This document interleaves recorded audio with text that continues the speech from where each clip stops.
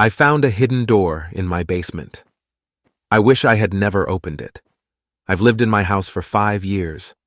It's an old place, built in the early 1900s, with all the charm and creaks you'd expect from a century-old home. The basement has always freaked me out a bit. It's cold, damp, and smells faintly of mildew. But I'd never paid it much attention beyond the occasional trip to store boxes or grab tools. Until last week. I was moving some old furniture when I noticed a draft. At first, I thought it was just the basement being drafty as usual, but then I realized it was coming from behind one of the shelves. The air was colder, almost icy. Curious, I pulled the shelf away from the wall, and that's when I saw it.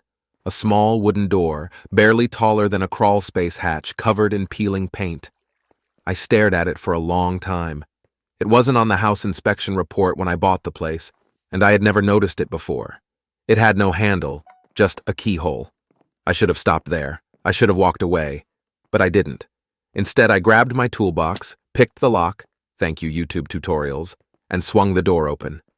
Behind it was a narrow stone staircase, spiraling down into darkness.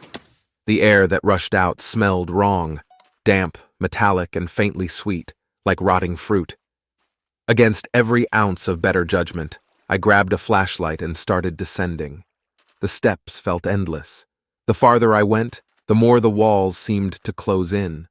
When I finally reached the bottom, I found myself in a small, circular chamber made of smooth stone. In the center was a well. It looked ancient, the edges worn smooth as if by centuries of use. Here's where it gets weird. As I shined my flashlight around, I noticed something scratched into the walls. Words. Over and over, the same phrase, "Do not look down." I backed away from the well, heart pounding, but then I heard it. A soft, wet sound like something shifting in the water. My flashlight flickered, and in the brief darkness, I swear I heard a whisper, faint, like it was coming from miles below. "Help me!" I should have run. I should have bolted back up the stairs and sealed the door forever. But something about that voice, it didn't sound threatening. It sounded desperate. Against my better judgment, I leaned over the well and aimed my flashlight down. The beam barely reached the water.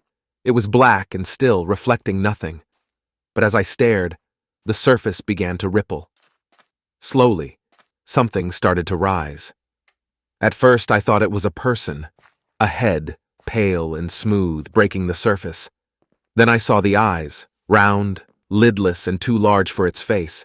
Its mouth was wide, filled with needle-like teeth, and it was smiling. The whisper came again, louder this time. "Help me." I don't remember running back up the stairs. I don't remember sealing the door or pushing the shelf back in place, but I must have, because when I came to, I was sitting on my kitchen floor shaking, the basement door locked tight. Since then, I've heard noises at night, soft scratching, like something trying to find its way out. Last night, I found muddy footprints leading from the basement door to my bed. I haven't been back